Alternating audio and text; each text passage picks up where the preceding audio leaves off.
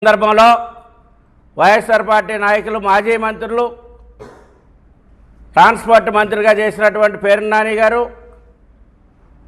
మరి ఆ రోజున ఒక ఏసీ బస్సులు కూడా కొనలేదు. మరి ఆ రోజు ఉన్నటువంటి దేశ ప్రధాని అనేక నగరాలకి 40 లక్షల పాపులేషన్ ఉన్నటువంటి నగరాలకి సెంట్రల్ గవర్నమెంట్ యొక్క సబ్సిడీతో కూడినటువంటి బస్సుల్ని ఎలక్ట్రికల్ బస్సుల్ని శాంక్షన్ చేయటం ఆ రోజునే ఉంది. కానీ అది మరి మన ఆంధ్రప్రదేశ్లో డివైడ్ అయినటువంటి ఆంధ్రప్రదేశ్లో 40 లక్షల పాపులేషన్ ఉన్నటువంటి నగరాలు ఏమున్నాయి?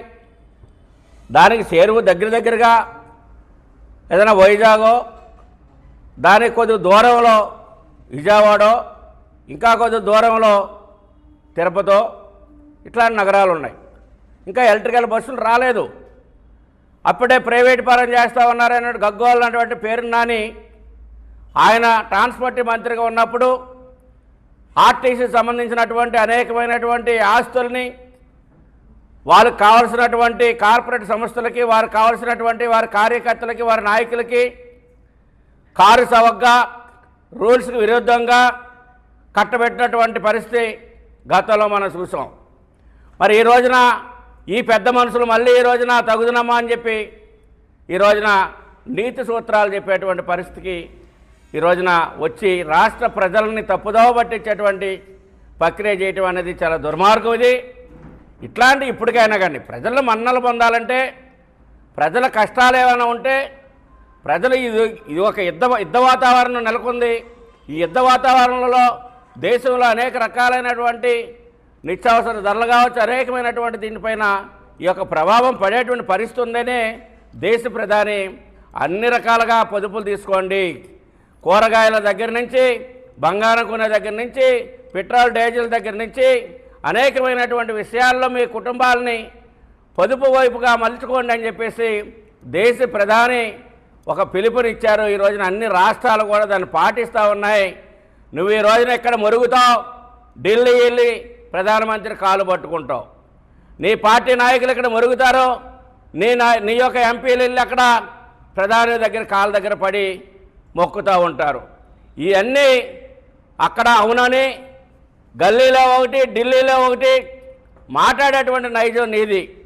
మా పవన్ కళ్యాణ్ గారు ఎప్పుడు కూడా వారి మనసులో ఉన్నటువంటిది చేసేటువంటి పనిని స్పష్టంగా చెప్పడం, వారి మనసులో ఉన్నటువంటి విషయాలని వెల్లడించడం, రాష్ట్ర ప్రజలు, దేశ ప్రజల యొక్క సంక్షేమమే తన యొక్క జయంగా పెట్టుకున్నటువంటి నాయకుడు జనసేన పార్టీ అధినేత పవన్ కళ్యాణ్ గారు.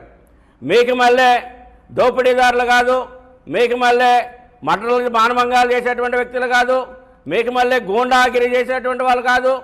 న్యాయాన్ని, చట్టాన్ని, ధర్మాన్ని నమ్ముకున్నటువంటి వ్యక్తి పవన్ కళ్యాణ్ గారు. అక్కడ ఎక్కడా కూడా ఆయన్ని ఏం చేయలేక, ఏ రకమైనటువంటి తను చేసేటువంటి పనుల్లో కానీ, పరిపాలనలో కానీ ఏ విధమైనటువంటి తప్పును పట్టుకోలేక మీరున్న టైంలో ఈ రాష్ట్రంలో ఉన్నటువంటి 13,326 గ్రామ పంచాయతీలు కూడా కుంటుపడినటువంటి పరిస్థితి, అడుక్కు తినేటువంటి పరిస్థితి తీసుకొచ్చారు. మండల పరిస్థితులు కావచ్చు, జిల్లా పరిస్థితులు కావచ్చు, అన్నీ కూడా ఈ రోజున అన్నీ కూడా ఒకటిగా సరి చేసుకొని పరిపాలన గాడిలో పెడుతూ, అభివృద్ధిని ప్రజలకు చూపిస్తూ, మౌలిక వసతులు కల్పిస్తూ ఈ రాష్ట్ర ప్రజానీకాన్ని ఆదుకోవాలి. రాజకీయాలు కాదు ముఖ్యం, రాష్ట్ర ప్రజల యొక్క సంక్షేమం, రాష్ట్ర ప్రజల యొక్క అభివృద్ధి, రాష్ట్ర ప్రజల యొక్క జీవితాల్లో వెలుగును నింపాలన్నటువంటి ఆలోచనతోనే ఈ రోజున పవన్ కళ్యాణ్ గారు కానీ, కూటమి ప్రభుత్వం కానీ నడుస్తూ ఉంది. ఇప్పటికైనా సిగ్గు తెచ్చుకోండి. మీరు మాట్లాడేటువంటి మాటల్ని రాష్ట్ర ప్రజానీకం గమనిస్తూ ఉంది. మీరు పరిపాలన ఉన్నప్పుడు అనేకమైనటువంటి వాగ్దానాలు చేశారు, అనేకమైనటువంటి కారుకోతలు కూశారు, ప్రజలందరూ కూడా గమనించారు. మిమ్మల్ని 11 సీట్లకి పరిమితం చేశారు. ఈ రాష్ట్రాన్ని పరిపాలించేటువంటి హక్కు కానీ, రైట్ కానీ, అర్హత కానీ మీకు లేదని చెప్పేసి మిమ్మల్ని ఇంటికి పంపించారు. ఈ రాష్ట్రంలో మీరు ఉండటానికి వీలు లేదని చెప్పి రాష్ట్ర ప్రజానీకం ఇచ్చినటువంటి తీర్పునైనా ఇప్పటికైనా మీరు బుద్ధి తెచ్చుకొని, మనసు మార్చుకొని, ప్రజలకు అనుగుణంగా, ప్రజల ఆలోచనకు అనుగుణంగా, వస్తున్నటువంటి విపత్తులకు అనుగుణంగా మీరు నడుచుకోవాలని చెప్పేసి హెచ్చరిస్తూ ఉన్నాం.